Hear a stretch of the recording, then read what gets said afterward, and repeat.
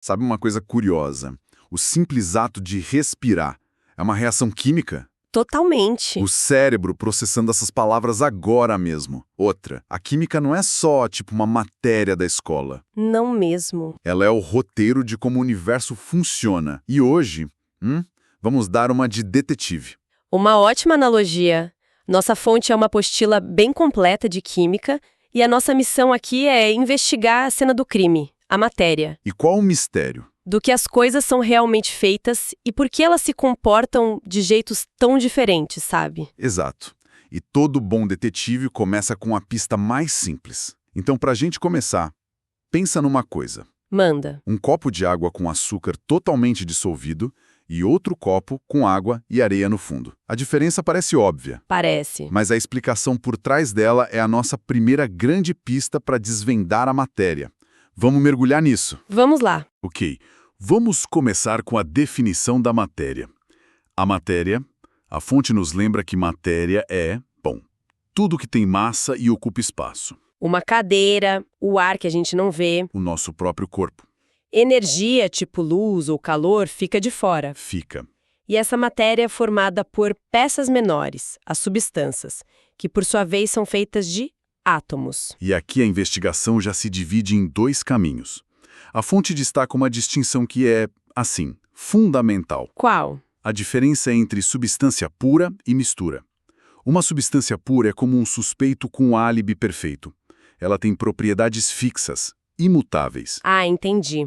A água pura, por exemplo, sempre ferve a 100 graus Celsius e congela a zero, ao nível do mar. É previsível. Já uma mistura é um grupo de suspeitos. É a união de duas ou mais substâncias e as propriedades delas são variáveis. Isso. Se você jogar sal na água, essa mistura vai ferver a uma temperatura acima de 100 graus. E quanto mais sal, mais alta a temperatura.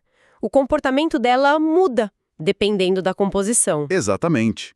Isso nos leva de volta à nossa primeira pista. A água com açúcar. Isso. A água com açúcar dissolvido é uma mistura homogênea. Você olha e só vê uma coisa, uma fase. Já a água com areia. É uma mistura heterogênea. Você consegue ver claramente as partes diferentes, a água e a areia. São duas ou mais fases. E tem um jeito quase forense de diferenciar uma da outra que eu acho fascinante. Conta aí. Se você aquecer uma substância pura, a temperatura sobe, para durante a fusão, sobe de novo e para de novo na ebulição. Formam patamares no gráfico, né? Perfeito, patamares. Já na mistura, a temperatura não para de subir. É como uma impressão digital da pureza. Nossa, que legal. E pensar nisso no dia a dia é muito prático. Cozinhar é. A arte de criar misturas. Exato. Mas, e para separar? Para um detetive, separar as pistas é crucial. Com certeza. E a fonte mostra uns métodos bem intuitivos para misturas heterogêneas. Tipo o quê? A catação, que é literalmente o que a gente faz ao escolher feijão. Manual mesmo. Sim. A peneiração, para separar areia e pedra.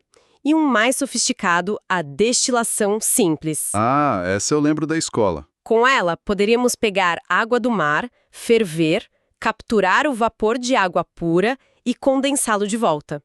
No final, teríamos água potável de um lado e o sal do outro. Ok. Então entendemos as peças do Lego, substâncias puras, misturas, mas a parte divertida não é só olhar para as peças. É construir coisas com elas. E desmontar e construir de novo. É isso que são as transformações, certo? É a química em ação. Perfeito. E existem dois tipos de transformação. O primeiro é o fenômeno físico. Físico. Nele, a identidade da substância não muda.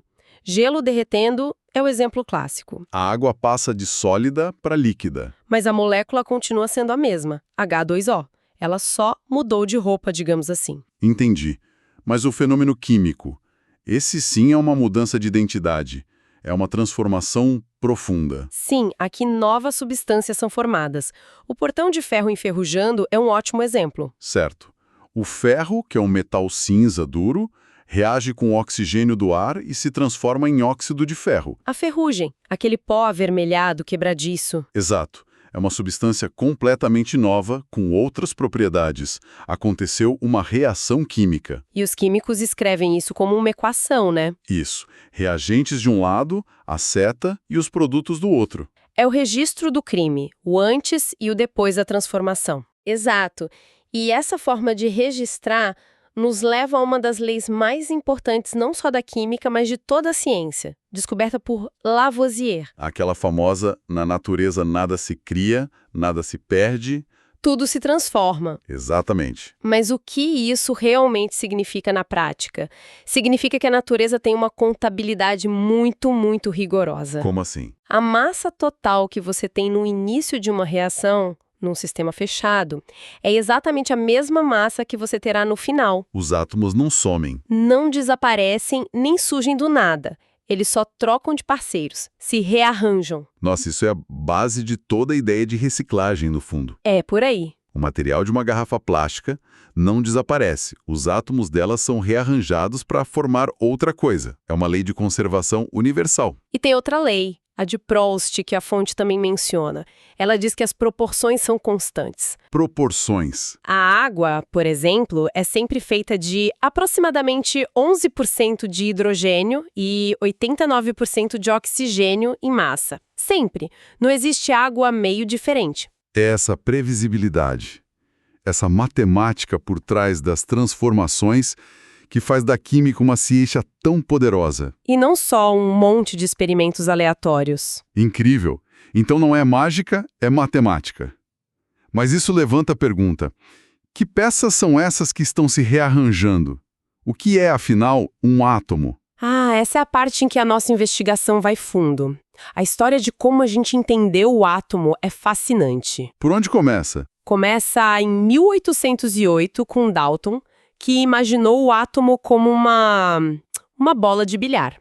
Minúscula, maciça, indivisível. Era um bom começo. Uma ideia simples e sólida. Mas não durou muito, né? Nem um pouco. No final do século XIX, J.J. Thomson, fazendo experimentos com eletricidade, descobriu uma partícula muito menor que o átomo. E é negativa. E negativa. O elétron, de repente a bola de bilhar se quebrou.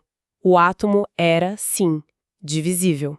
E aí ele precisou de um modelo novo, e eu preciso dizer, pudim de passas é o melhor nome para um modelo científico que eu já ouvi. É ótimo, né? Só podia ter sido inventado por um britânico com fome na hora do chá. Com certeza. A ideia era uma esfera de carga positiva, o pudim, com os elétrons negativos espalhados nela, como as passas. Resolvia o problema da carga neutra do átomo. Resolvia, mas o grande salto ainda estava por vir.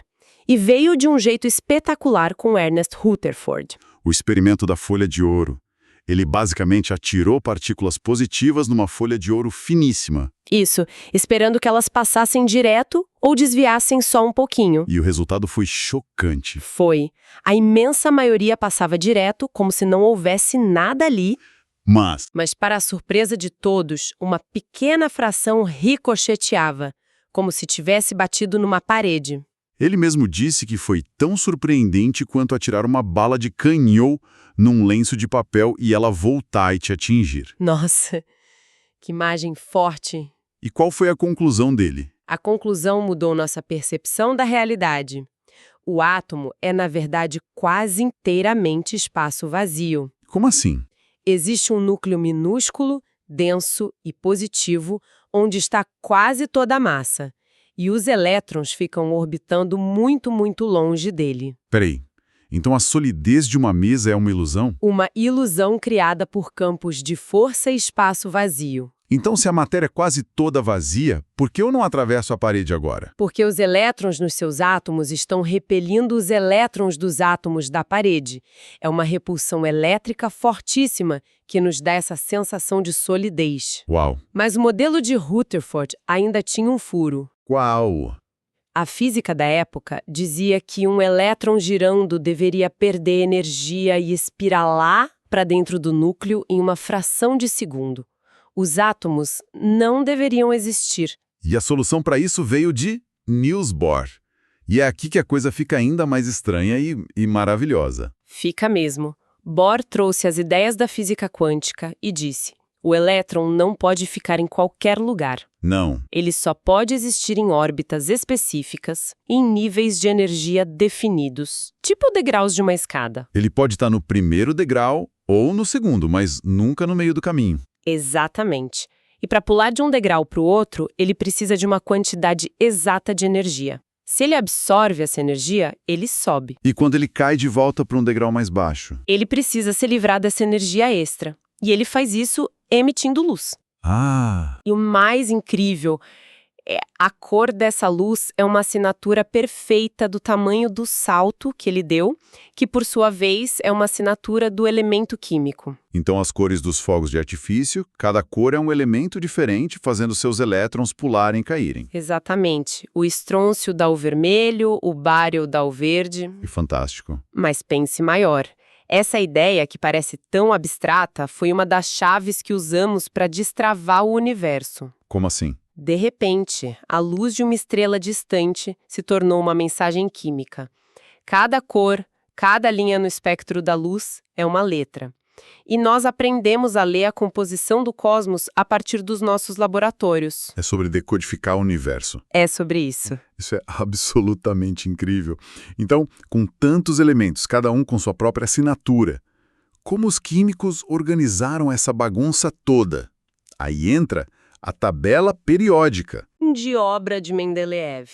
E não é só uma lista, é um mapa. Um mapa? Um mapa que não só organiza os elementos conhecidos, mas que também previu a existência e as propriedades de elementos que ainda nem tinham sido descobertos. Como ela funciona?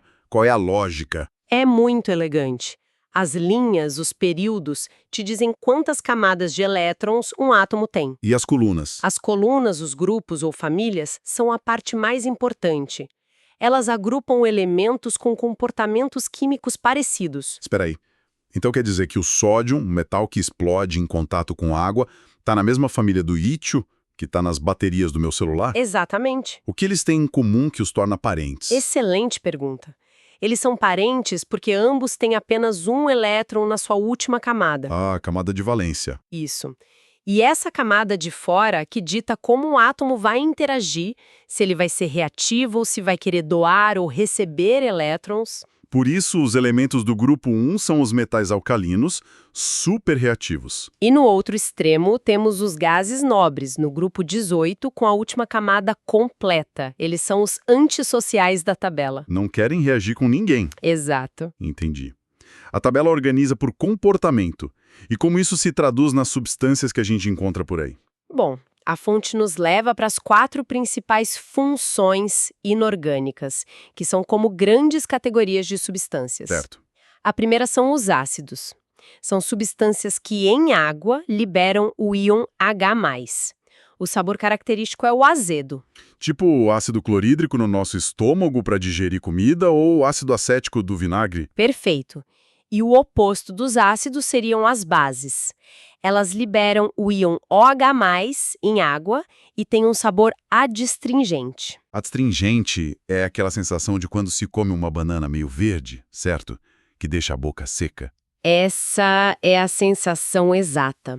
Um exemplo industrial poderoso é o hidróxido de sódio, a soda cáustica usada em desentupidores. E em casa? O mais comum é o hidróxido de magnésio, o famoso leite de magnésia, que é uma base fraca usada para neutralizar a acidez do estômago. E se você mistura um ácido e uma base? Acontece uma neutralização. E o que surge daí? A terceira função, os sais.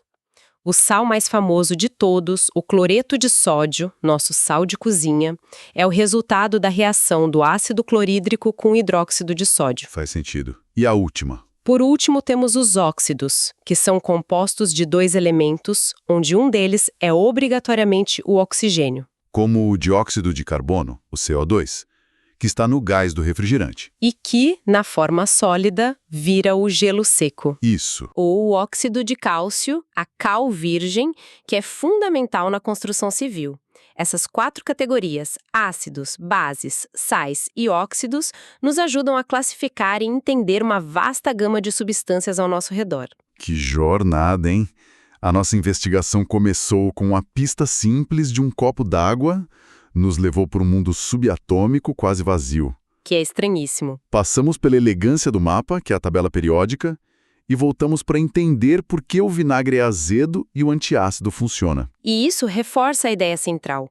A química é a linguagem que descreve o mundo material. Ela explica tudo. Ela nos diz por que o alumínio é leve e forte para fazer um avião voar, por que o cobre conduz eletricidade nos fios da nossa casa e por que o átomo de ferro é essencial na nossa hemoglobina para transportar oxigênio. Tudo se resume a como os átomos se organizam e interagem. Basicamente, sim. E para fechar, a nossa fonte nos deixa com um fato que abre a porta para uma última reflexão. Qual? Dos 118 elementos conhecidos na tabela periódica, só 88 são encontrados de forma natural na Terra. É um ponto fascinante. Os outros, os chamados transurânios, são criados pelo ser humano em laboratórios em aceleradores de partículas. E muitos deles são super instáveis, né? Sim, existem apenas por frações de segundo antes de decair. E isso levanta uma questão que parece saída da ficção científica. Quais são os limites da nossa capacidade de criar novos tipos de matéria? É uma ótima pergunta. Será que um dia poderemos projetar e construir elementos estáveis com propriedades que hoje só imaginamos?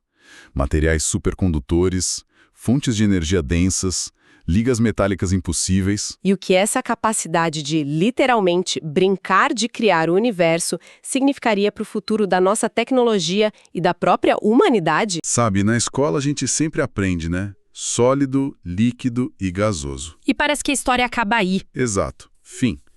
Mas, e se isso for, sei lá, só a ponta do iceberg? E se eu te disser que a maior parte da matéria que a gente vê no universo não está em nenhum desses 3 estados?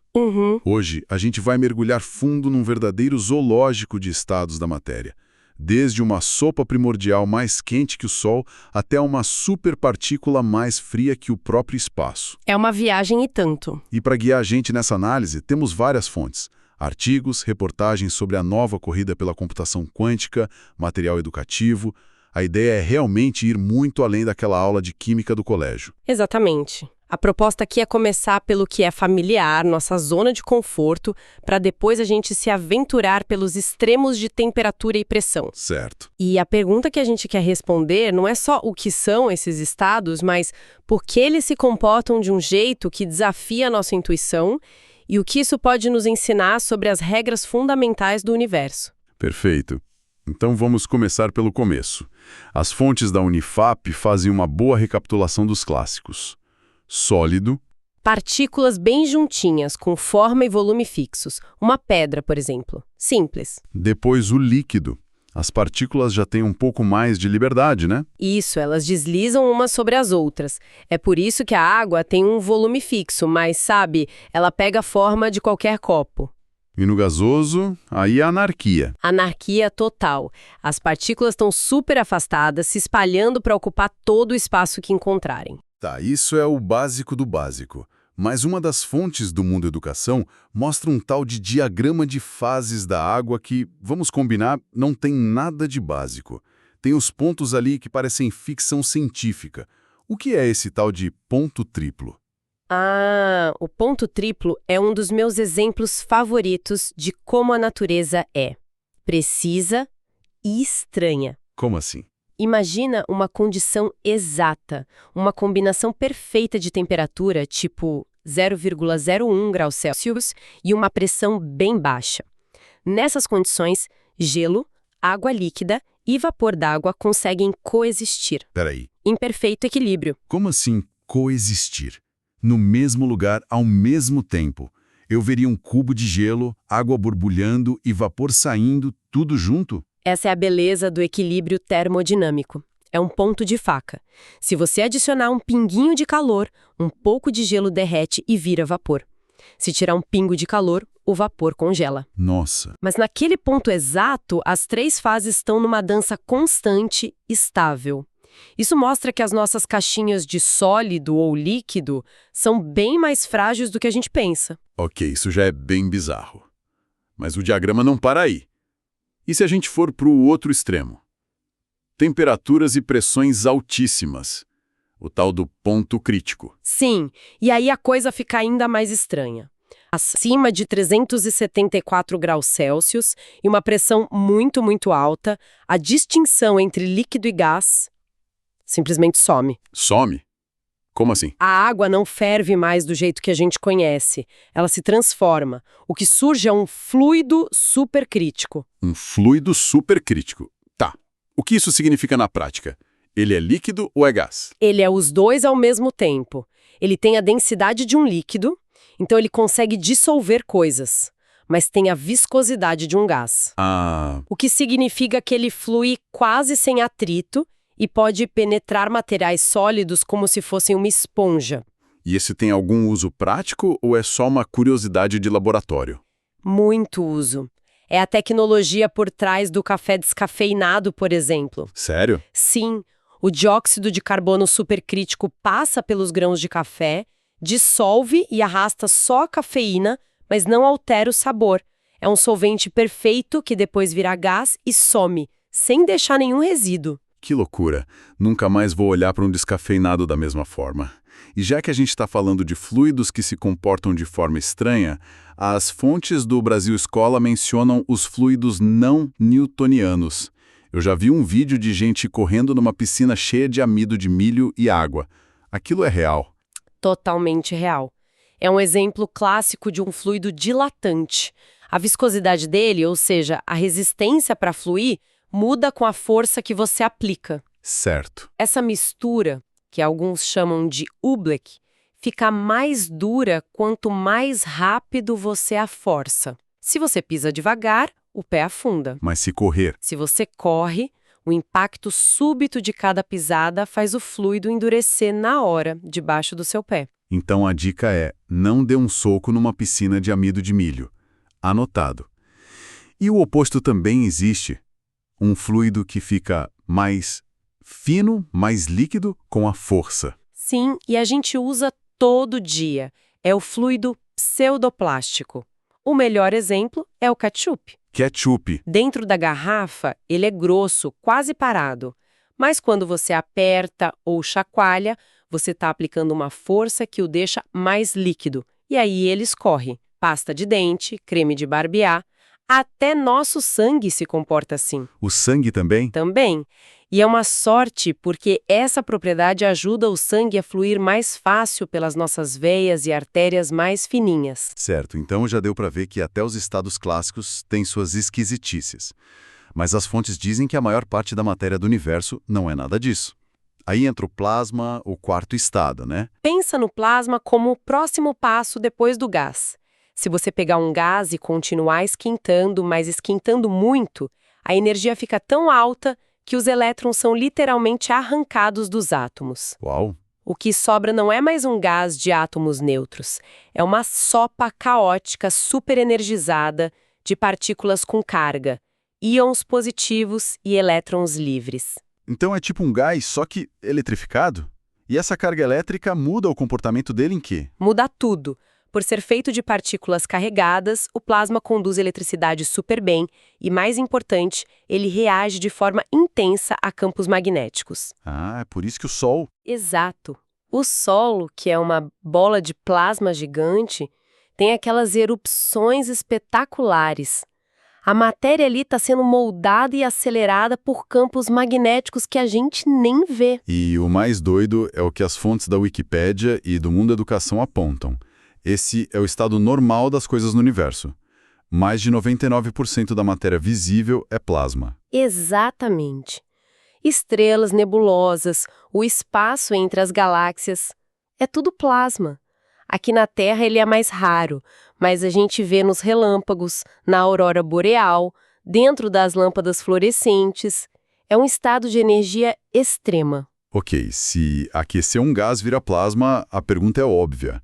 O que acontece se a gente aquecer o plasma? Dá para ir além? Essa é a pergunta que leva a gente para a física de fronteira. E a resposta é sim. Se você levar a temperatura a um extremo que faz o núcleo do Sol parecer um freezer, você chega no que a fonte do grupo Hadrex chama de a primeira sopa do universo. O plasma de quarks e gluons. Esse mesmo. Os números são absurdos. A fonte fala em 2 trilhões de graus Celsius. Esse número nem cabe na minha cabeça.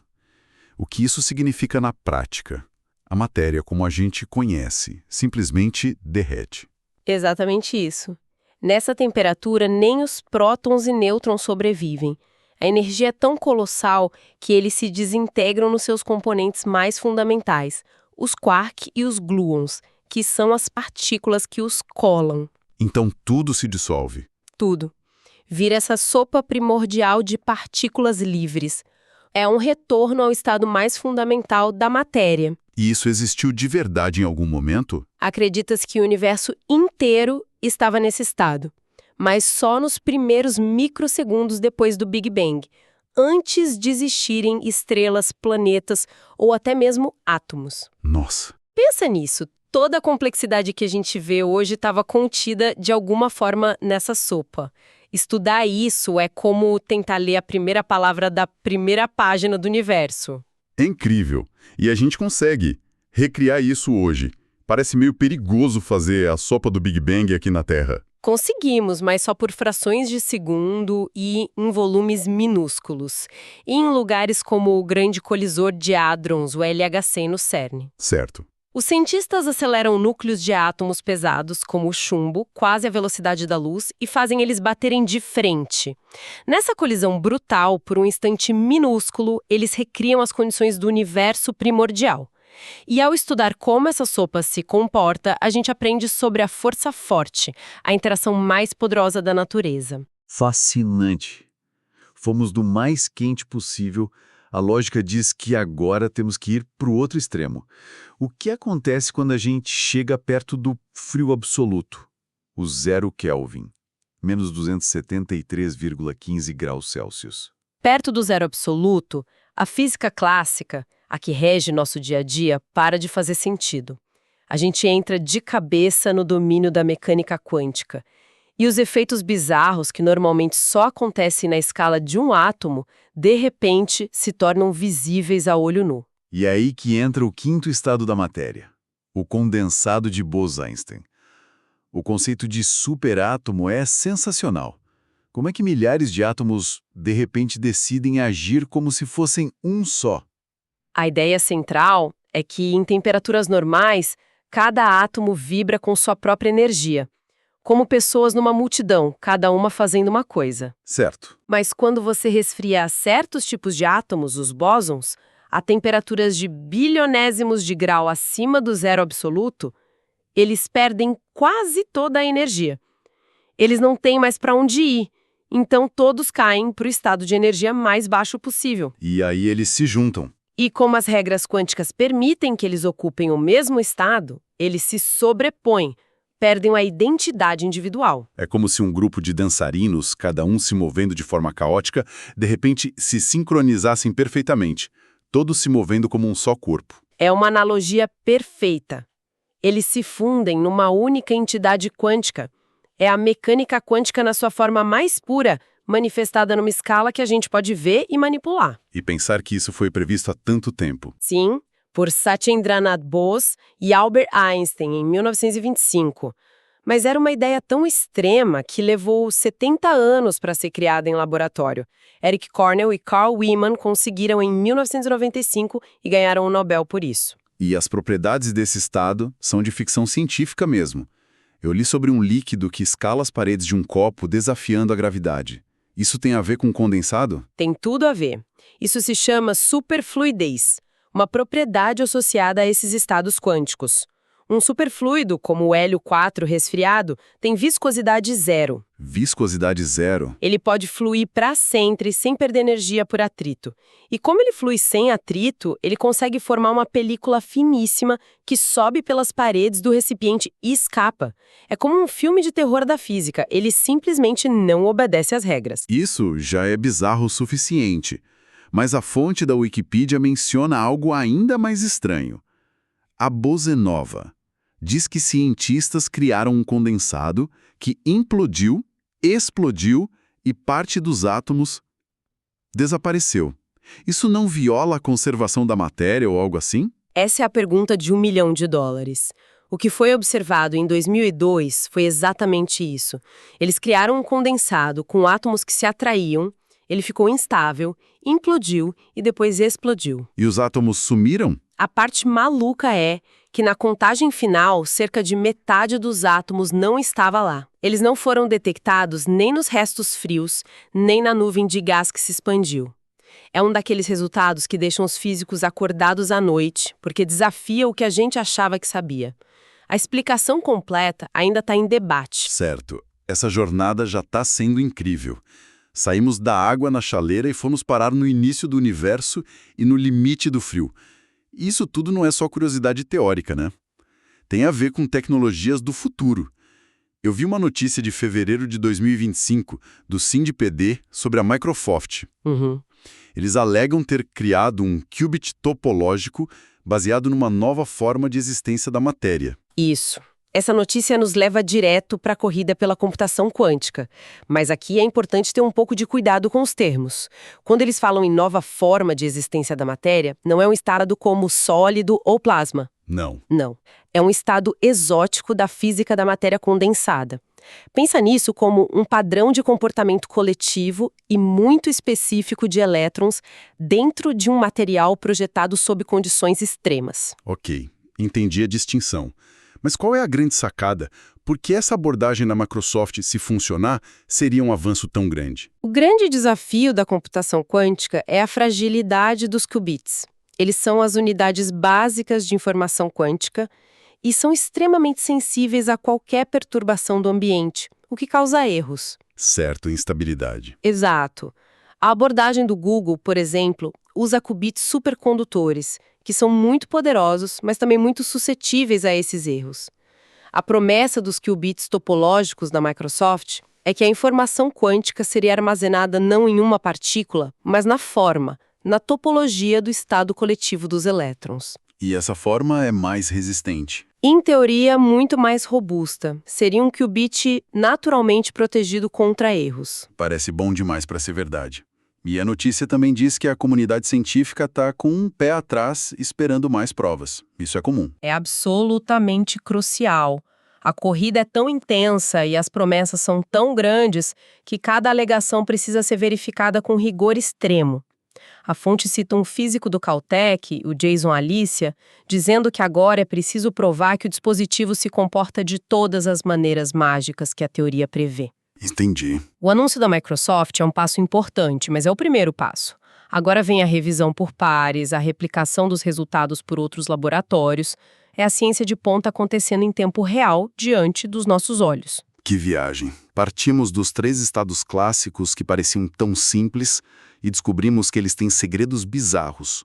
Depois, mergulhamos no plasma das estrelas, na sopa de quarks do Big Bang, no superátomo congelado e, finalmente, num padrão de elétrons que pode ser a chave para o futuro.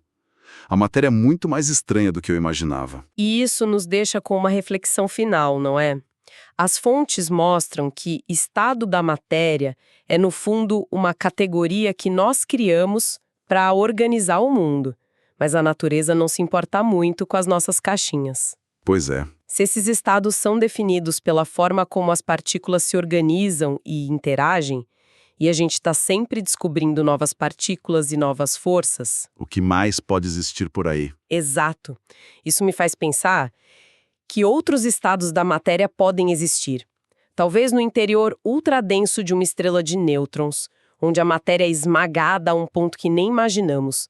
Ou talvez a própria matéria escura, que compõe a maior parte da massa do universo. Talvez ela seja um estado da matéria com regras que a gente ainda nem consegue conceber. A exploração está só começando. Por que o feijão cozinha, sei lá, em 20 minutos na panela de pressão, mas leva mais de 1 hora numa panela comum? Ou por que um refrigerante estupidamente gelado parece ter muito mais gás do que um que ficou esquecido fora da geladeira? A resposta para essas perguntas do dia a dia, ela está na química e na física que acontecem o tempo todo na nossa cozinha. Hoje, a gente vai explorar um conceito fundamental que a gente aprende na escola, mas que ganha uma vida nova quando vemos em ação. A diferença entre transformações físicas e químicas. Para guiar nossa análise, temos uma coleção de materiais bem interessante. Uma videoaula preparatória para o Enem, alguns artigos educacionais exercícios escolares. E até uma monografia universitária bem detalhada sobre a fisicoquímica na cozinha. Nossa missão é usar esses exemplos para desvendar o que realmente acontece com a matéria ao nosso redor. É tipo transformar a cozinha no nosso laboratório particular. Ok, vamos começar pelo básico, então. Todos os materiais que a gente recebeu giram em torno desses dois conceitos, fenômenos físicos e químicos. Eu lembro da escola que um é quando a coisa muda de aparência e o outro é quando vira outra coisa. É uma simplificação justa. É um ótimo ponto de partida. A palavra-chave, e ela aparece em todas as fontes, é identidade. Identidade. Certo. Uma transformação física altera a aparência, a forma, o tamanho ou o estado de uma substância, mas não mexe na sua identidade fundamental. A água é o exemplo clássico, né? Sempre a água. Sempre. Você pode congelá-la e ter gelo, ou fervê-la e ter vapor. Mas nos três casos, a molécula continua sendo a mesma, H2O. A estrutura molecular está intacta. Certo, então, amassar uma latinha de alumínio é um fenômeno físico. Ela continua sendo alumínio, só que está deformada. Mas e o processo oposto? O que acontece quando essa latinha é reciclada e derretida? Isso ainda é físico? Exatamente. Derreter o alumínio é uma mudança de estado, do sólido para o líquido. É um processo intenso, usa muito calor, mas a identidade do alumínio não muda. Agora, pega o exemplo do papel que uma das fontes usa. Amassar uma folha é físico. E queimar essa mesma folha? Aí a história é outra.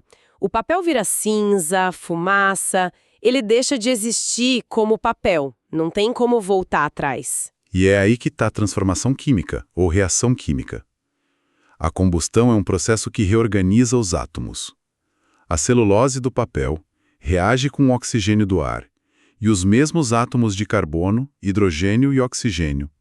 Eles se rearranjam para formar substâncias completamente novas.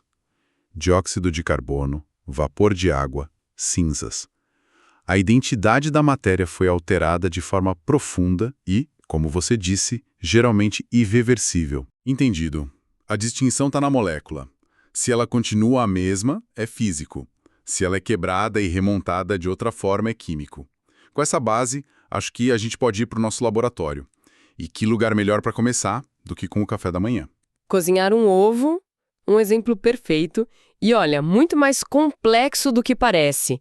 À primeira vista, parece uma simples mudança de líquido para sólido. Mas o que acontece ali dentro é uma transformação química pura e muito elegante. E aqui tem algo que me surpreendeu na monografia. Eu sempre achei que a Clara cozinhava primeiro simplesmente por estar mais perto da casca, mais exposta ao calor. É uma ótima observação porque a distribuição de calor influencia, claro. Mas a razão fundamental é química. O ovo é basicamente um pacote de proteínas. E essas proteínas são como novelos de lã microscópicos, todos enroladinhos e flutuando num meio aquoso. E o calor mexe com esses novelos? Exato. Quando você aquece, esses novelos se desenrolam.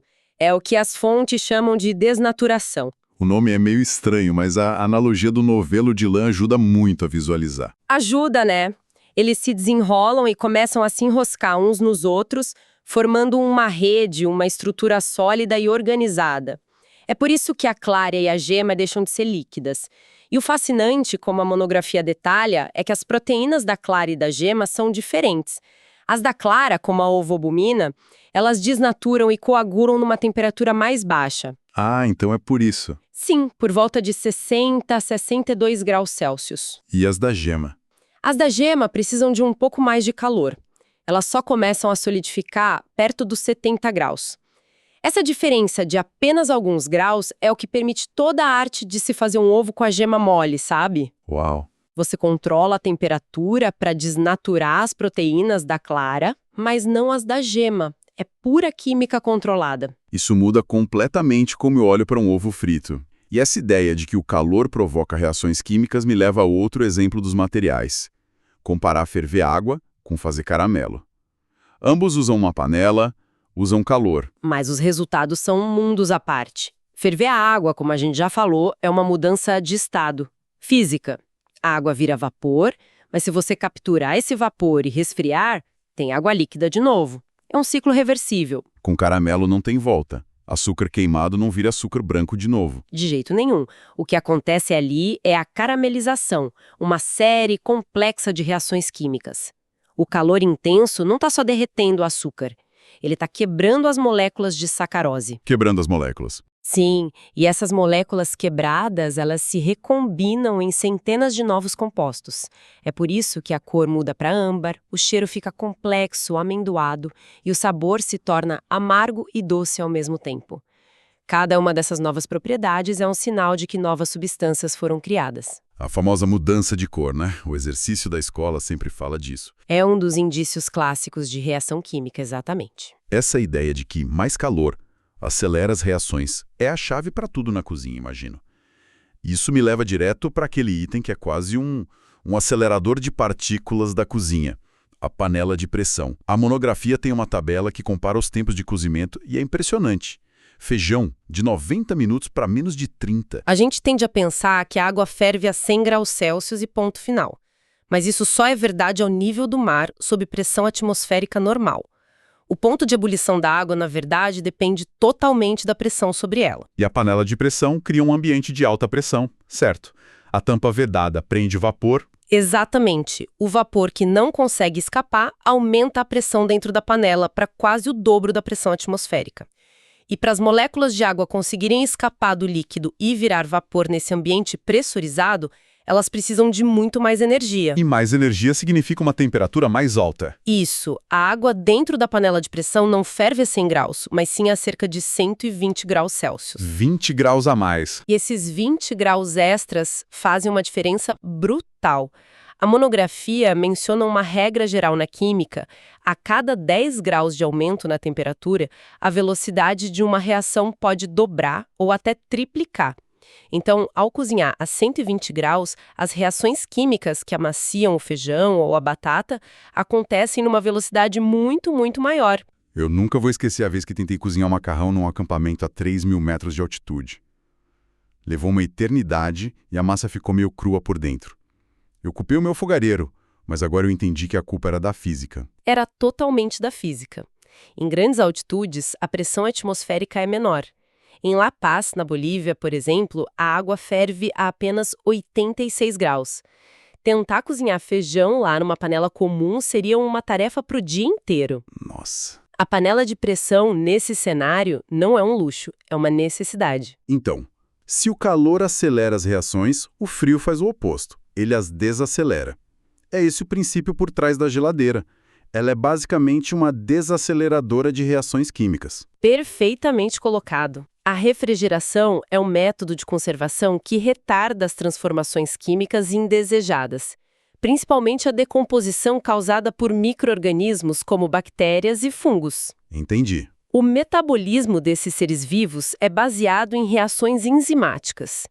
No frio, essas reações ficam extremamente lentas e a reprodução deles quase para. E isso também se aplica a reações que não dependem de micro-organismos, como aquela maçã cortada que fica escura. A monografia usa esse exemplo. Sim, é o mesmo princípio. O escurecimento da maçã é uma reação química chamada oxidação enzimática. Ao cortar a fruta, você rompe as células e expõe enzimas, as polifenol oxidases, ao oxigênio do ar. Essa enzima acelera a reação do oxigênio com compostos da maçã, criando novos pigmentos de cor marrom. Sempre me disseram para pingar limão na maçã cortada para não escurecer. Eu achava que era só uma dica da vovó, mas tem ciência por trás disso. Tem, e é bem elegante. A enzima que causa o escurecimento funciona melhor num ambiente com pH neutro. O suco de limão é muito ácido. Ele diminui o pH da superfície da maçã. Ah, claro. Essa acidez desativa a enzima, impedindo que ela faça seu trabalho. É outra forma de controlar uma transformação química. Não com a temperatura, mas com a acidez. Então, botar na geladeira retarda a reação e adicionar limão praticamente impede. Exato. Fascinante. A gente controla reações químicas na cozinha o tempo todo sem nem perceber. Para fechar nossa visita a esse laboratório, vamos pegar um refrigerante. Abrir a garrafa e ver toda aquela efervescência, aquilo é uma reação química acontecendo? Essa é uma ótima pergunta, porque parece uma reação, mas é um fenômeno predominantemente físico. A chave aqui, como a monografia detalha, é uma lei da física chamada Lei de Henry. Ok, Lady Henry? O que ela diz? De forma simples, ela diz que a quantidade de um gás que pode ser dissolvida num líquido é diretamente proporcional à pressão desse gás sobre o líquido. Na fábrica, o dióxido de carbono, o CO2, é forçado para dentro do líquido sob uma pressão altíssima. É como se as moléculas de gás fossem empurradas à força para os espaços entre as moléculas de água. E quando a gente abre a garrafa, é como abrir uma comporta. A pressão interna, que era altíssima, despenca para se igualar do ambiente e o gás não tem mais onde se segurar. Exatamente. Essa fuga do gás é a lei de Henry em ação. A capacidade do líquido de reter o gás diminui drasticamente com a queda da pressão. O gás que estava escondido ou dissolvido escapa rapidamente, formando as bolhas que a gente vê e ouve. Não tem substância nova sendo criada. Nenhuma. É apenas o mesmo CO2 mudando de um estado dissolvido para um estado gasoso. Isso explica porque um refrigerante chacoalhado explode. A agitação ajuda o gás a escapar mais rápido quando a pressão é aliviada. Mas e a questão da temperatura? Por que a bebida gelada parece ter tanto mais gás? Porque a solubilidade de um gás em um líquido não depende só da pressão, mas também da temperatura. E de uma forma inversa ao que a gente está acostumado. Como assim inversa? Para sólidos, como o açúcar, a água quente dissolve mais, certo? Certo. Para gases, é o oposto. Um líquido mais frio consegue reter mais gás dissolvido. Por quê? A gente pode pensar nisso em termos de energia.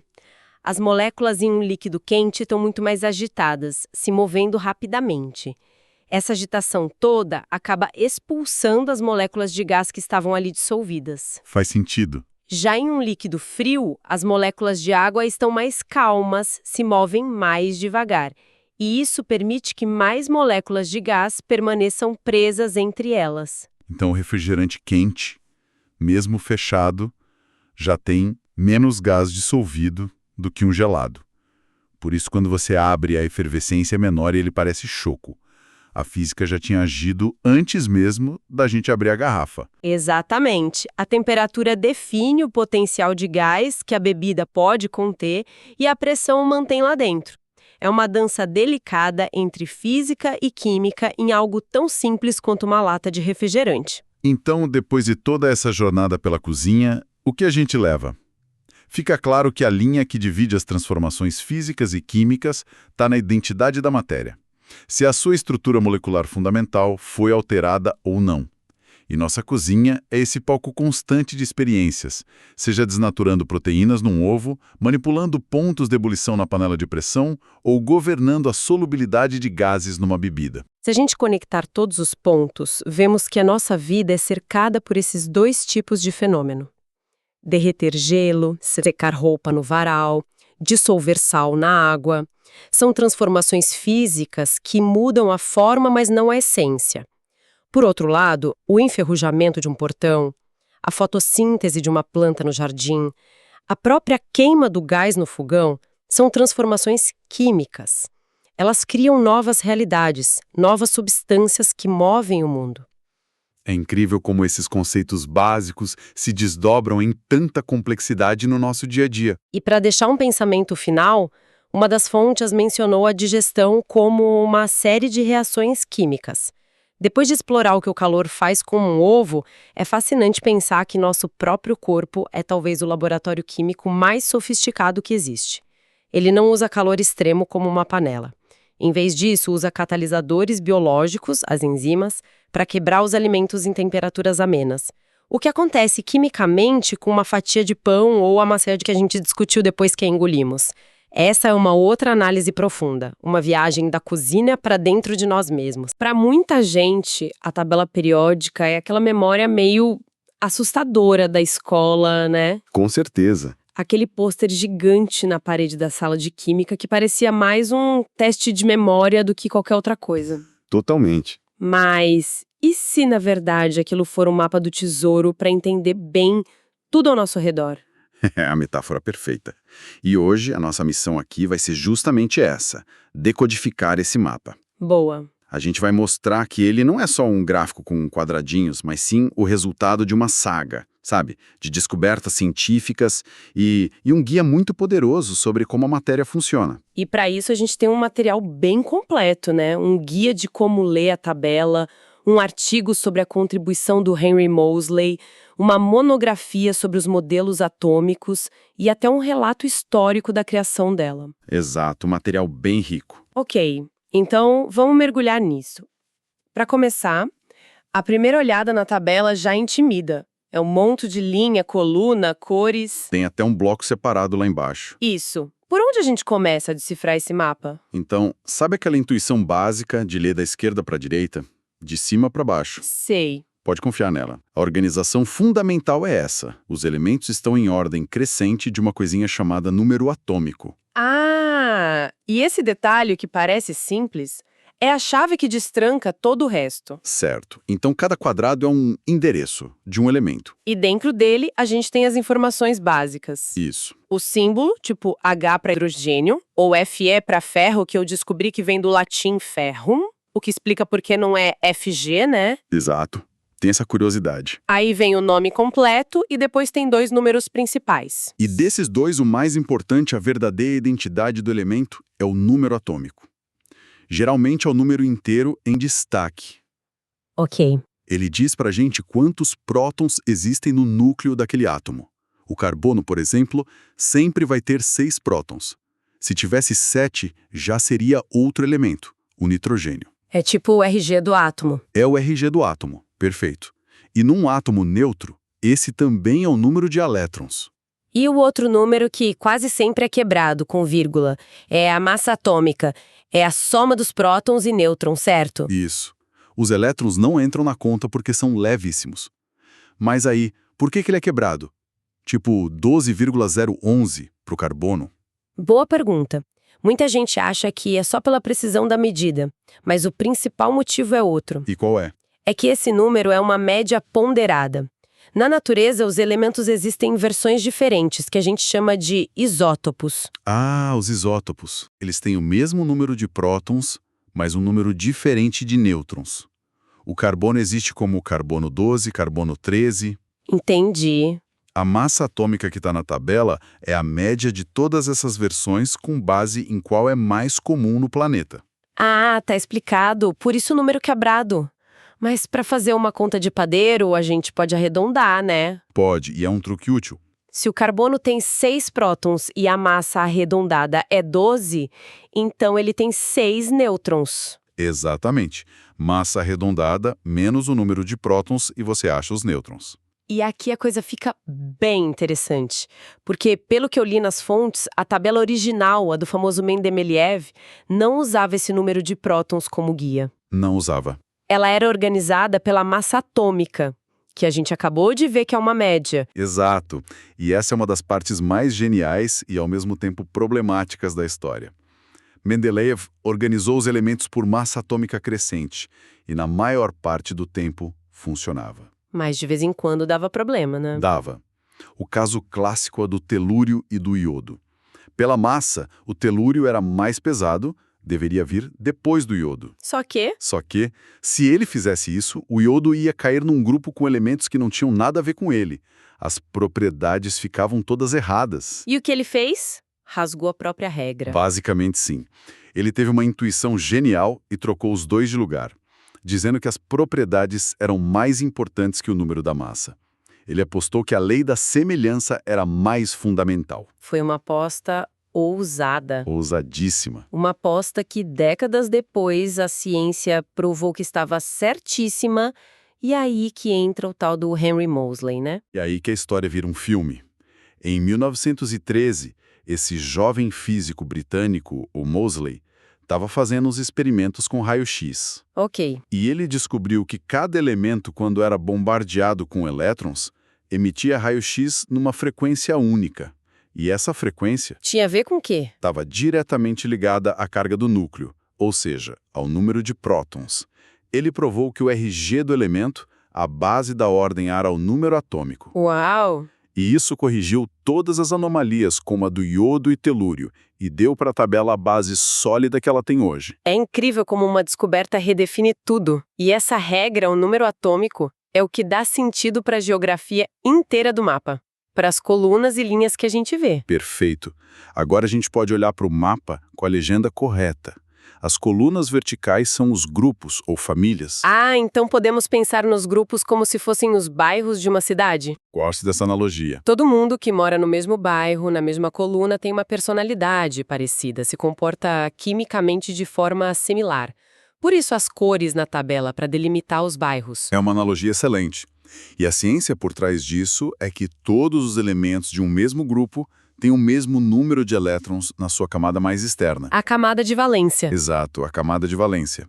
E são esses elétrons que mandam na festa toda. Eles ditam como o átomo vai interagir e reagir. E se os grupos são os bairros, as linhas horizontais, os períodos, seriam tipo as ruas. As ruas. Todo mundo na mesma rua tem casas com o mesmo número de andares. Período 1, um andar. Período 7, 7 andares. Exatamente. E esses andares são as camadas de elétrons. O número do período indica quantas camadas eletrônicas o átomo tem. A estrutura da tabela é um espelho da estrutura do átomo. Faz todo sentido. Mas e aqueles espaços vazios no começo? E aquele bloco que parece uma nota de rodapé lá embaixo? Os lantanídeos e actinídeos. Então, os espaços vazios existem porque a organização por propriedades, pelos bairros, é a regra. O grande bloco central dos metais de transição só começa a aparecer a partir do elemento 21. Antes, não tem elemento com as propriedades certas para preencher ali. E o bloco de baixo? O bloco de baixo, ele parece desconectado, mas na verdade o lugar dele é bem no meio da tabela. É mesmo? Sim, um cientista chamado Glenn Seaborg, lá nos anos 40, sacou que esses elementos formavam uma série nova.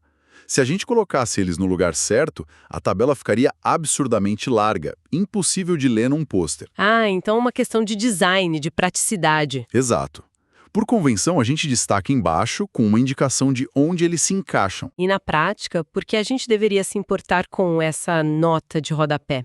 Porque muitos desses elementos são cruciais para a tecnologia.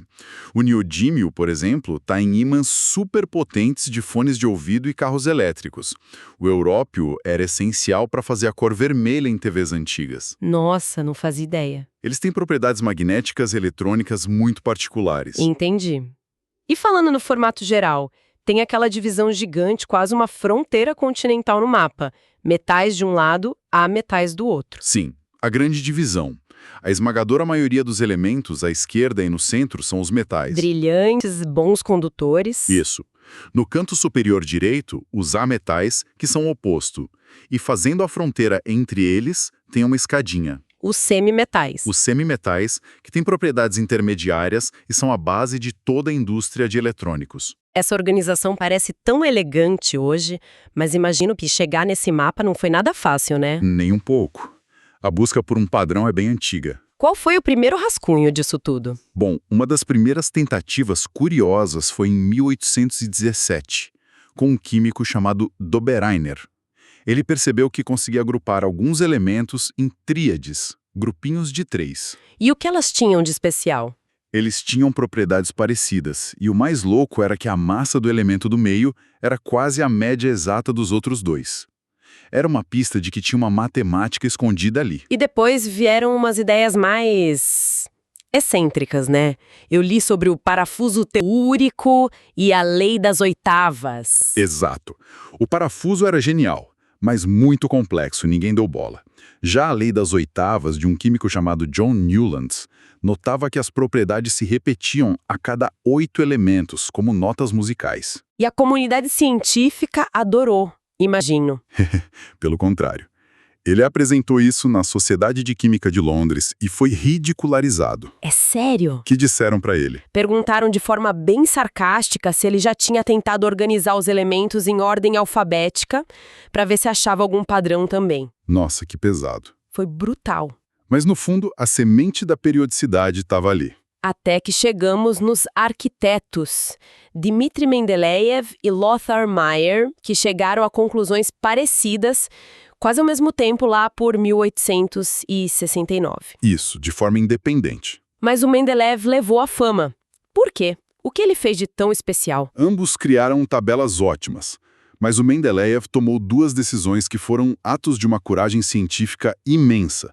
A primeira foi deixar espaços em branco. Espera um pouco. Então ele não estava só organizando o que já existia, ele estava literalmente prevendo o futuro, desenhando o mapa de um tesouro que ninguém tinha encontrado ainda. É exatamente esse o ponto. Ele não forçou a barra. Onde um elemento não se encaixava, ele deixava um buraco e dizia: aqui vai existir um elemento, e eu posso prever como ele vai ser. E ele previu. Previu as propriedades do que ele chamou de eca-linho e eca-silício. Anos depois, quando o galho e o germânio foram descobertos, as propriedades batiam quase perfeitamente com as previsões dele. Uau! Isso deve ter sido um choque. Foi a prova definitiva de que o mapa dele estava certo. E a segunda decisão genial foi aquela que a gente já falou, de inverter o telúrio e o iodo. Exato, confiando mais no padrão das famílias do que na ordem da massa. Ele sentia que a lei era mais forte que os números. Uma intuição que, como a gente viu, o Moseley provaria que era certeira. Ele estava no caminho certo mesmo sem saber exatamente o porquê. E essa é a grande questão, né? O porquê. Por que essa organização em bairros e ruas funciona tão perfeitamente? A resposta não estava na química, mas na física, certo? Totalmente. A tabela periódica é, na sua essência, um reflexo visual das leis da mecânica quântica. Ah, O modelo do Niels Bohr já tinha a ideia dos elétrons em níveis de energia como degraus de uma escada, mas a mecânica quântica refinou isso, mostrando que esses níveis se dividem em subníveis. os famosos S, P, D e F. Exatamente. E a estrutura da tabela, com seus blocos, espelha perfeitamente a ordem em que os elétrons preenchem esses espaços. Ah, então é como preencher as vagas no estacionamento de um prédio. Como assim? Os elétrons sempre querem a vaga de menor energia, a mais perto do térreo, né? E seguem regras. Cada período da tabela, cada linha, é como começar a preencher um novo andar desse estacionamento. É uma analogia perfeita. E cada bairro, cada bloco corresponde a preencher um tipo específico de vaga, as do tipo S, do tipo P. E o que define o comportamento do elemento são os elétrons do último andar. São os elétrons de valência. É o desejo universal dos átomos de completar esse último andar, seja doando, recebendo ou compartilhando elétrons, que move toda a química. Então a tabela não apenas organiza os elementos, ela explica por que eles são como são. Olhando a posição de um elemento, a gente consegue prever como ele vai se comportar. É isso. É um resumo de toda a química numa página só. O resultado de uma saga que vai das primeiras pistas até a prova final da mecânica quântica, uma das ferramentas mais elegantes da ciência. Resumindo, então, a tabela periódica é muito mais que uma lista.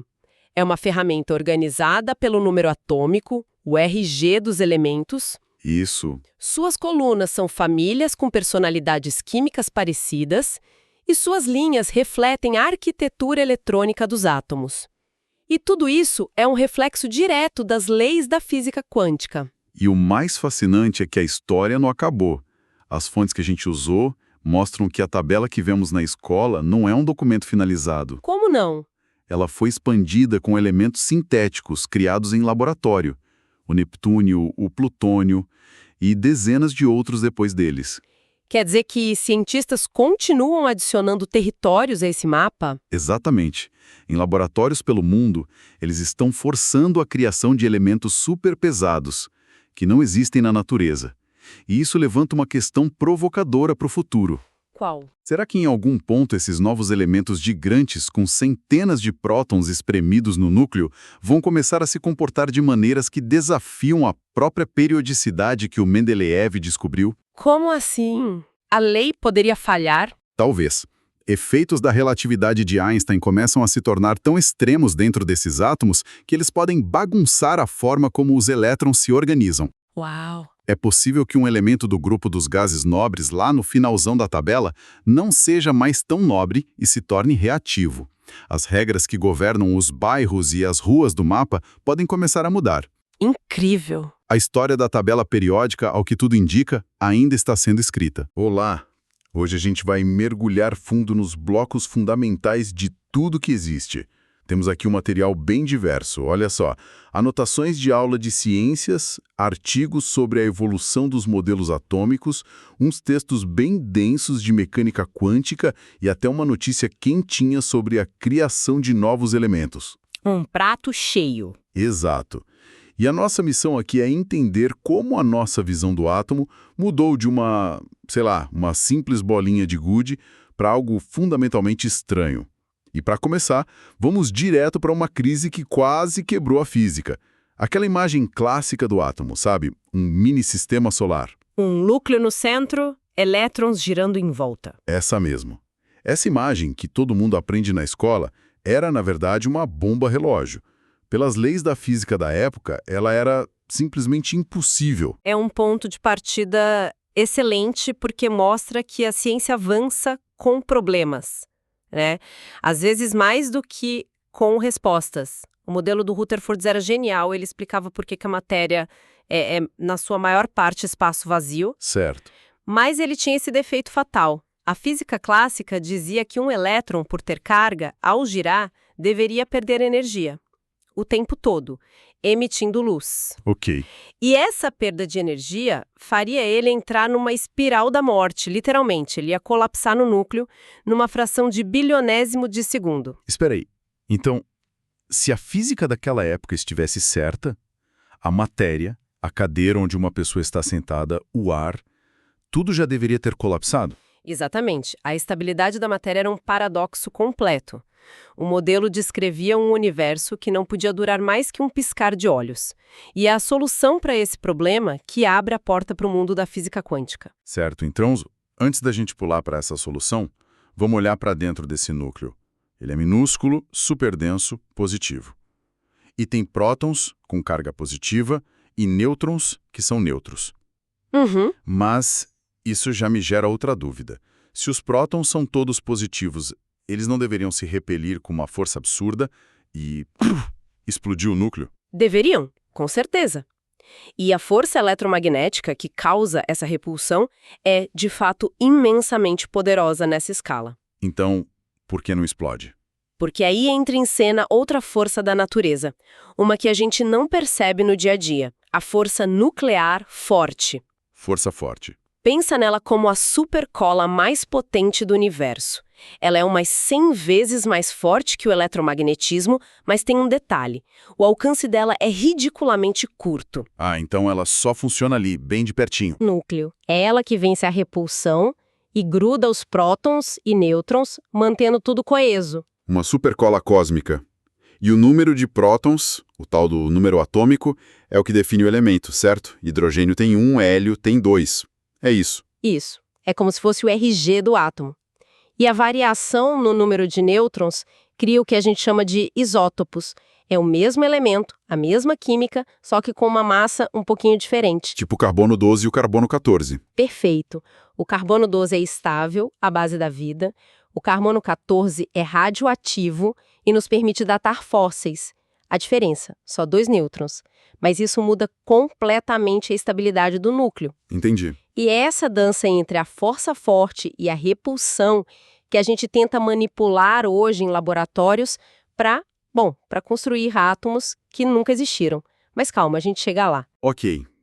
Então essa visão de núcleo e elétrons já foi um avanço gigante. Mas e antes disso? Qual foi a primeira ideia científica de um átomo? A primeira tentativa moderna veio com John Dalton, lá em 1803. Para ele, o átomo era uma bola de bilhar. Maciço, indivisível, indestrutível. Simples assim? Simples, mas revolucionário. Organizou a química. O problema é que o modelo não explicava a eletricidade. Se tudo é feito de bolinhas neutras, de onde vêm as cargas? Boa pergunta. Aí alguém deve ter descoberto uma partícula com carga. Exato. Em 1897, J.J. Thomson descobre o elétron, a primeira partícula subatômica. Isso provou na hora que o átomo não era indivisível. E aí ele teve que criar um modelo novo? E ele criou um modelo do pudim de passas. Imagine uma massa de pudim positiva e os elétrons, as passas, negativas, espalhados por ela. O átomo ainda era uma esfera maciça, mas agora com estrutura interna. E foi esse pudim que o Rutherford resolveu bombardear, né? Com o famoso experimento da folha de ouro. Precisamente. A equipe dele disparou partículas alfa, que são positivas, contra uma folha de ouro finíssima. A expectativa era que elas atravessassem o pudim como uma bala atravessa a neblina. E a maioria atravessou. Mas, para o espanto de todo mundo, uma pequena parte desviou muito e, o mais chocante, algumas poucas ricochetearam, bateram e voltaram. Uau! O Rutherford disse que foi tão incrível quanto se você atirasse um projétil de canhão num pedaço de papel de seda e ele voltasse e atingisse você. Que loucura! E a conclusão foi que o átomo não era maciço. Era quase todo vazio, e a carga positiva estava toda concentrada num ponto minúsculo no centro. Isso. É incrível pensar nisso. Que esta cadeira e eu somos fundamentalmente vazios. É a repulsão entre as nuvens de elétrons que me impede de atravessar o chão. É uma ilusão de solidez. Uma ilusão muito convincente. E foi essa imagem que nos levou àquela crise existencial da física que a gente falou no começo. O modelo funcionava, mas não deveria. E então surge o herói. Em 1913, o dinamarquês Niels Bohr. Como ele resolveu o paradoxo do átomo suicida? Bohr deu um passo radical. Ele olhou para o problema e basicamente disse: e se as regras da física clássica simplesmente não valessem dentro do átomo? Ele propôs que os elétrons não podiam orbitar em qualquer lugar, só em órbitas específicas e estáveis, como se fossem trilhos de trem. Cada trilho com um nível de energia fixo. E enquanto estivesse num desses trilhos, o elétron, por algum motivo, não perdia energia. Ele criou uma regra especial só para o átomo funcionar. Parece um pouco uma gambiarra, com todo respeito ao Bohr. Foi uma gambiarra genial, porque ela não só estabilizou o átomo, ela explicou outro mistério: os espectros atômicos. Ah, sim. Os materiais que a gente analisou descrevem isso bem. Exato. Se você aquece um gás tipo hidrogênio, ele emite luz. Se você passa essa luz por um prisma, não vê um arco-íris contínuo. Você vê umas linhas coloridas bem nítidas num fundo escuro. É como um código de barras, de luz. A assinatura de cada elemento. Perfeito. E o modelo de Bohr explicava isso. Ele disse que um elétron pode saltar de um trilho de energia para outro. Para ir para um trilho mais externo, ele absorve a quantidade exata de energia, um pacote de luz. E quando ele volta? Quando ele cai de volta para um trilho mais interno, ele emite esse mesmo pacote de energia como um fóton, uma luz com uma cor específica. Cada linha no espectro do hidrogênio correspondia a um desses saltos. Fantástico! É a prova visual de que a energia dentro do átomo vem em degraus, em pacotes. A palavra é quantizada, certo? Essa é a palavra-chave. A ideia de quanta foi proposta antes por Max Planck para resolver outro problema, o da radiação do corpo negro.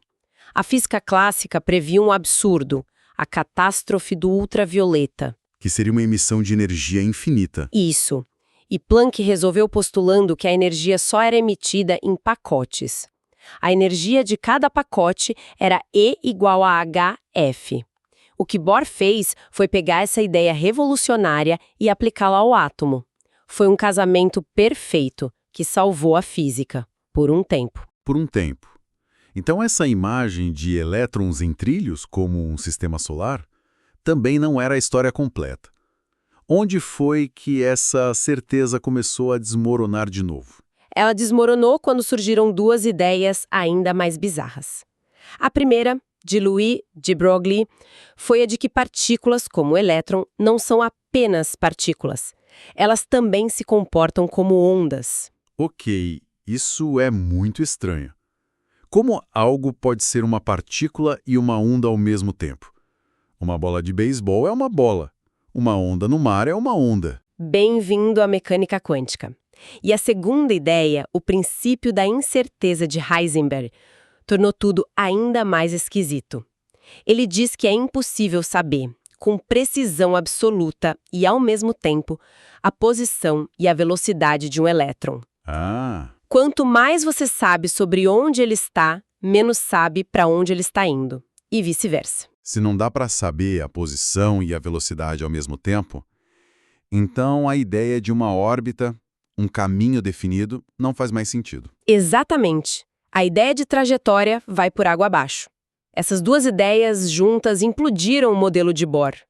E em 1926, Erwin Schrödinger propõe um novo modelo, o que usamos até hoje. Ele abandona as órbitas e introduz o conceito de orbital. Que não é a mesma coisa que órbita. Nem um pouco. A melhor analogia, como sugerem nossas fontes, é a de um ventilador de teto. Desligado, você vê as pás, sabe onde elas estão. Certo. Agora, ligue o ventilador na velocidade máxima. Você não vê mais as pás, vê um borrão, um disco. Você sabe que as pás estão dentro daquela região, mas não consegue apontar onde uma pá específica está. O orbital é esse borrão. Uma nuvem de probabilidade. Isso. Um mapa tridimensional que nos diz onde o elétron provavelmente está. O elétron não segue um caminho. Ele existe, de certa forma, em toda essa nuvem ao mesmo tempo. Então a física deixou de ser sobre certezas e previsões exatas para se tornar um jogo de probabilidades. Na escala quântica, sim. Equação de Schrödinger não nos diz o elétron está aqui. Ela nos dá a forma matemática dessas nuvens. E olha que interessante, um dos nossos textos aponta que essa equação só pode ser resolvida com exatidão para o hidrogênio. O átomo mais simples de todas. Exato. Para qualquer coisa mais complexa, com múltiplos elétrons interagindo, a coisa fica tão complicada que precisamos de aproximações e supercomputadores.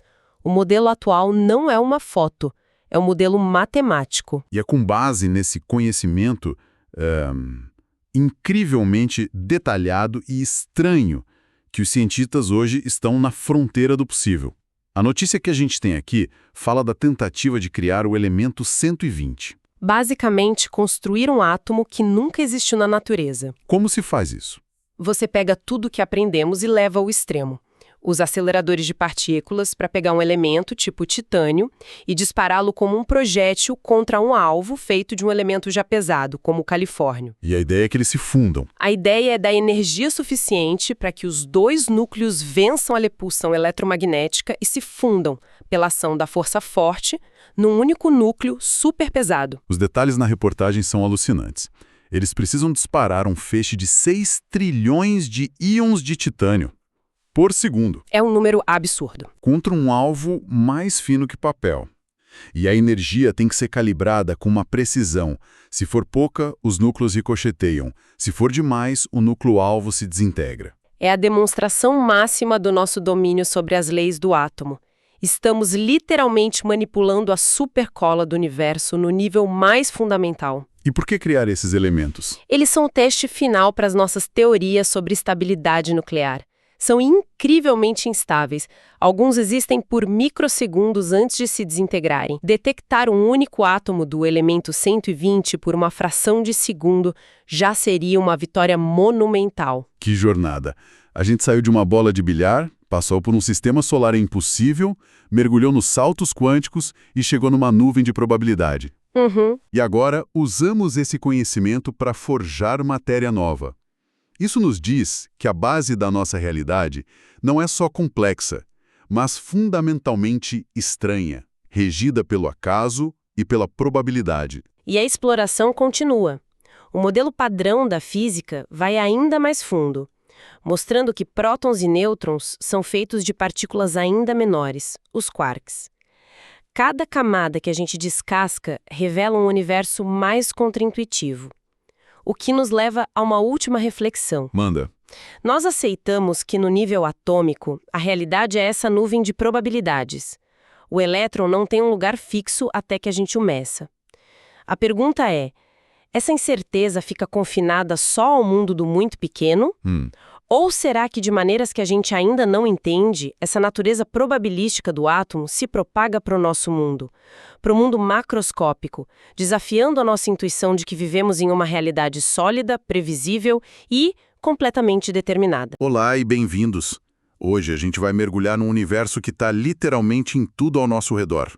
A química das moléculas. Uhum. A gente separou aqui uma pilha de fontes, tem desde texto de bioquímica, guia de geometria molecular, até umas ferramentas de visualização 3D. Bem legal. E a nossa missão hoje é tentar decifrar o código por trás de tudo, começando pela molécula mais famosa e, olha, talvez a mais estranha de todas, A água. a água. Porque vamos combinar, a gente acha que conhece a água, mas ela é cheia de segredos. E que bom que a gente está começando por ela, porque entender a água é entender, sabe, um conjunto de regras fundamentais da natureza. É a base. É a base. É tipo aprender a gramática do universo. As propriedades dela, que parecem tão normais pra gente, são, na verdade, anomalias espetaculares. Anomalias. Sim, anomalias que permitiram a vida existir. É nos detalhes da água que a gente encontra a base de toda a bioquímica. Gramática do universo. Gostei disso. Então vamos lá, vamos começar com H2O. Cobre a maior parte do planeta, compõe a maior parte do nosso corpo. Isso. A estrutura parece simples, né? Um átomo de oxigênio, 2 de hidrogênio. Onde é que está o truque? O que faz ela ser tão extraordinária? Então, numa das fontes, a palavra que não para de aparecer é polaridade. É por aí? É exatamente por aí. A polaridade é o superpoder da água. E o fascinante é que ela surge de uma disputa invisível. Imagina um cabo de guerra. Ok. O átomo de oxigênio é muito mais forte. O termo técnico é mais eletronegativo. Certo, mais forte. Isso. E ele puxa os elétrons que está compartilhando com os hidrogênios com muito mais força para o lado dele. Ah, então a partilha não é igual. O oxigênio é meio egoísta. Ele fica com os elétrons mais tempo. Exatamente. Essa distribuição desigual cria uma consequência. O lado do oxigênio fica com uma leve carga negativa. E os hidrogênios? Os lados dos hidrogênios, que foram, entre aspas, roubados, ficam com cargas positivas. Entendi. Então, cada molécula de água vira um ímã minúsculo, com um polo positivo e um polo negativo. É um dipolo elétrico. Um ímã minúsculo, ok. Isso começa a fazer sentido. E ímãs se atraem. É daí que vem as famosas pontes de hidrogênio? Perfeito. A parte positiva de uma molécula grudando na negativa de outra? É isso. O hidrogênio, que é positivo de uma molécula, é atraído pelo oxigênio negativo de uma vizinha. E aqui tem um detalhe crucial das nossas fontes. Qual? Cada molécula de água pode se conectar com até outras 4 vizinhas. Ela forma uma rede tridimensional, um arranjo que a gente chama de tetraédrico. Nossa! Essas pontes, sozinhas, são fracas, bem mais fracas que a ligação que une o H e o O dentro da molécula. Mas, em conjunto, Aos bilhões? aos bilhões, elas viram uma força coletiva imensa. Certo. E essa força coletiva leva a umas consequências bem bizarras. Uma delas é uma daquelas coisas que a gente nem para pra pensar, mas é uma anomalia física. Aham. Quase tudo na natureza encolhe e fica mais denso quando congela, Por que a água é a rebelde? porque o gelo flutua. Essa é a pergunta de $1 milhão.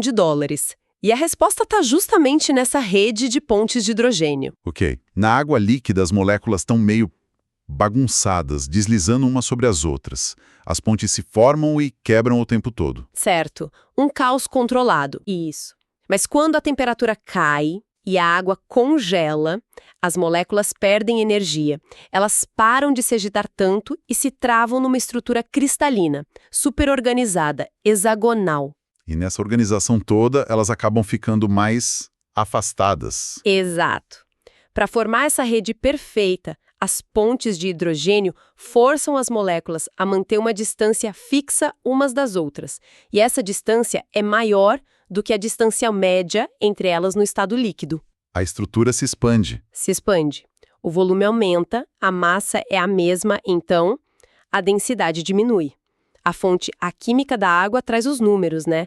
0,92 gramas por mililitro para o gelo contra 1,0 gramas ml para água líquida. Nossa, que loucura. E a implicação biológica disso é absurda.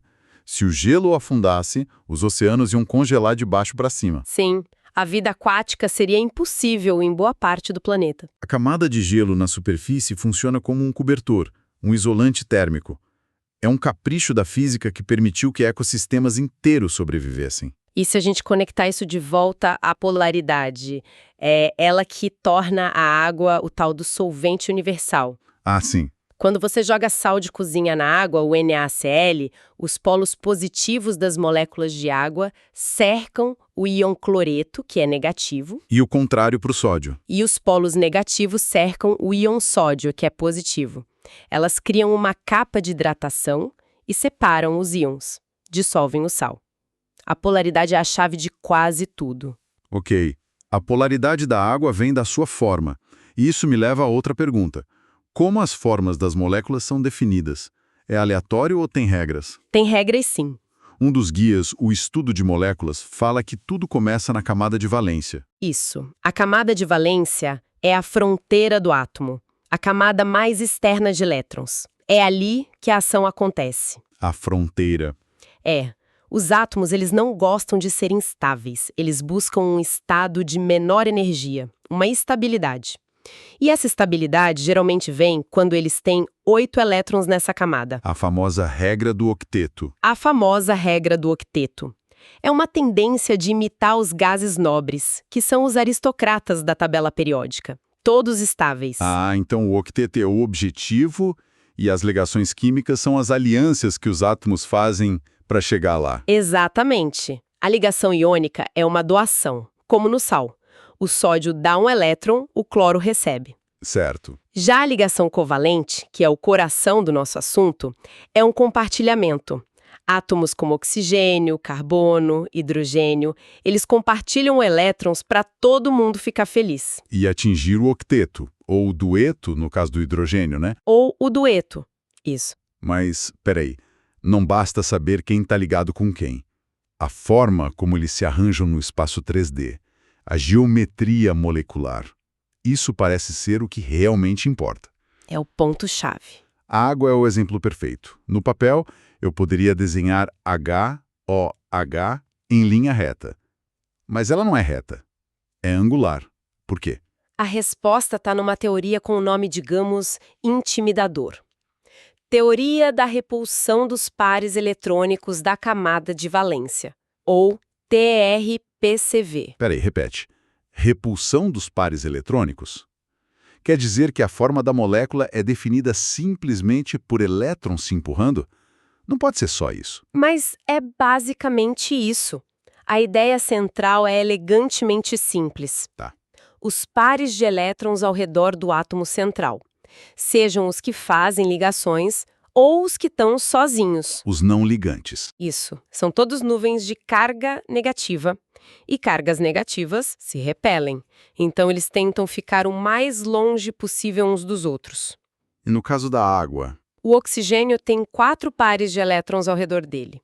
2 que se ligam aos hidrogênios e 2 que estão sobrando, os pares não ligantes. E esses 2 pares que estão sobrando também empurram, eles ocupam o espaço. E ocupam muito espaço. Eles exercem uma repulsão ainda maior que os pares das ligações. São esses pares solitários que empurram os 2 hidrogênios para baixo. Forçando a molécula a ser... Adotar uma geometria angular. Se a água fosse linear, os dipolos de cada ligação HO iam se cancelar. A molécula seria apolar. Ah, A forma angular é a causa direta da polaridade da água. A forma define a função. entendi a forma. Mas o que mantém um copo de água junto? Uma molécula não está grudada na outra do mesmo jeito que os átomos estão, certo? Com ligações covalentes. Ótima pergunta. E essa é uma distinção crucial. As forças dentro da molécula, as intramoleculares, são fortíssimas. Certo. Mas as forças entre as moléculas, as intermoleculares, são mais fracas, mas igualmente importantes. A gente já falou das pontes de hidrogênio, que é um tipo super forte dessa atração, Sim. mas e as moléculas que não são polares? Que não têm esses ímãs?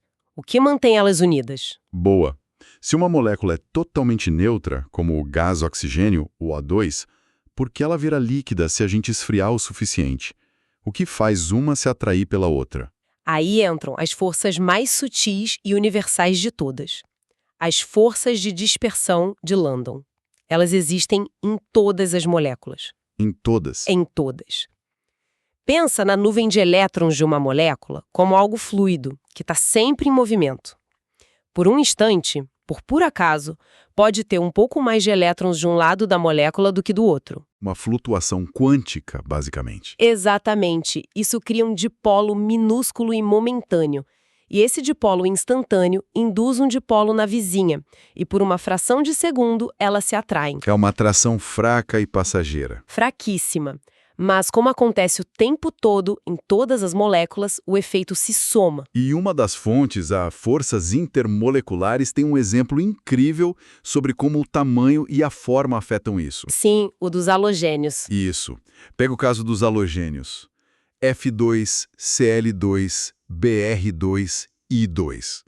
À medida que a gente desce na tabela, as moléculas ficam maiores, com mais elétrons, e os pontos de ebulição disparam. Porque uma molécula maior tem uma nuvem de elétrons maior e mais fofa. Ela é mais polarizável. Polarizável. É mais fácil criar esses desequilíbrios temporários de carga que geram as forças de London. Mais elétrons, mais flutuação, mais atração. Mas o exemplo que realmente me surpreendeu foi o do pentano. Peraí, deixa eu ver se eu entendi isso direito. Esse é ótimo. A gente tem duas moléculas, N-pentano e neopentano. Ambas com a mesma fórmula, C5H12, os mesmos átomos. Idênticas na composição. Mas só porque uma é comprida, como uma salsicha, e a outra é compacta, uma bolinha. Uma ferve a 36 graus e a outra a menos de 10. Isso é muito contraintuitivo. Não é fascinante? A molécula de N-pentano, por ser longa, esticada, ela tem uma área de superfície muito maior. Mais lugar para grudar. É como se fosse um pedaço de velcro comprido. Tem mais pontos de contato com as vizinhas. O neopentano, por ser esférico, só consegue tocar as vizinhas em poucos pontos. Menos contato, forças mais fracas. Menos contato, forças de London totais mais fracas. E, portanto, precisa de menos energia, uma temperatura menor, para separar elas e fazer virar gás. Isso abre um mundo de possibilidades. É por isso que gorduras diferentes se comportam de maneiras diferentes, tipo manteiga e azeite. Exatamente o mesmo princípio. As gorduras saturadas da manteiga são moléculas de cadeia longa e reta. Elas se empacotam muito bem, como tijolos numa parede. Maximizando as forças de London. Isso, e aí ficam sólidas. As gorduras insaturadas do azeite têm dobras ou joelhos na cadeia. Essas dobras impedem que elas se encaixem direito. Elas ficam bagunçadas. Ficam desorganizadas, com menos contato e por isso são líquidas. A forma é tudo. Que incrível! Falando em como essas moléculas se comportam na biologia, um dos maiores desafios deve ser manter um ambiente estável. Como o corpo lida, por exemplo, com a acidez? A gente ouve falar de pH o tempo todo. Sim, e aí a gente volta para a água. Uma fração minúscula das moléculas de água se quebra sozinha, se auto-ioniza, em um íon H+, e um OH-. Certo. A concentração de H+, é o que define a acidez. O pH é só uma escama mais amigável, logarítmica, para medir isso. O suco de limão tem pH 2, ácido. Nosso sangue tem um pH super controlado por volta de 7,4. E por que esse controle é tão vital? O que acontece se o pH do sangue sair um pouquinho desse 7,4? O caos. As proteínas, que são as máquinas do nosso corpo, são incrivelmente sensíveis ao pH. Elas são frágeis, então. Elas são como origamis, complexos. A forma 3D delas é mantida por interações delicadas, incluindo pontes de hidrogênio. Uma pequena mudança na acidez pode quebrar isso, e a proteína se desdobra. Ela desnatura. Desnatura. E uma enzima desnaturada para de funcionar. Se as enzimas param, a vida para. É uma questão de vida ou morte. Então, como o corpo evita esse desastre? Ele tem um sistema de segurança? Tem, e é um sistema químico brilhante. Os tampões, ou buffers. Pensa num sistema de amortecimento. Um amortecedor químico. Exato. Uma solução tampão é uma mistura, geralmente de um ácido fraco e sua base, que resiste a mudanças de pH. Como funciona? O exemplo do tampão acetato nas fontes é ótimo. É uma mistura de ácido acético e o íon acetato. Se algum processo libera um excesso de ácido, de H+, Sim. a base do tampão, o acetato, entra em ação e sequestra esses H+, neutralizando. O pH quase não muda. E se o problema for o contrário, um excesso de base? Se uma base entra no sistema, o ácido do tampão, o ácido acético, doa seus prótons H+, para neutralizar a base. De novo, o pH se mantém estável. É um sistema autorregulado? Uma linha de defesa química que garante que nosso ambiente interno fique no ponto ideal para a vida. Nossa, que viagem! A gente começou com uma pergunta simples, por que o gelo flutua, e acabamos na geometria que decide se a manteiga é sólida e nos sistemas que mantêm nosso sangue funcionando. Tá tudo conectado. E a forma como a gente entende isso evoluiu absurdamente, né? O artigo da Wikipédia lembra que os primeiros a pensar nisso foram os filósofos gregos. Para eles, os átomos tinham ganchos e buracos literais. Uma ideia filosófica. Totalmente. Hoje, uma das fontes que a gente tem é o link para uma ferramenta como Malview, onde você pode construir, girar, interagir com uma molécula 3D no seu computador. É um salto gigantesco. E para um pensamento final, uma coisa que me pegou em várias fontes foi a menção às substâncias anfipáticas. Soa complicado. Mas a ideia é incrível. Elas têm uma natureza dupla. Uma cabeça polar que ama a água, E uma cauda apolar. que odeia a água. Sabões e detergentes são assim. Certo. E quando você joga na água com gordura, eles fazem algo espontâneo maravilhoso. Formam pequenas esferas, as micelas, com as caudas para dentro, prendendo a gordura, e as cabeças para fora na água. É assim que a limpeza funciona. Mas espera aí.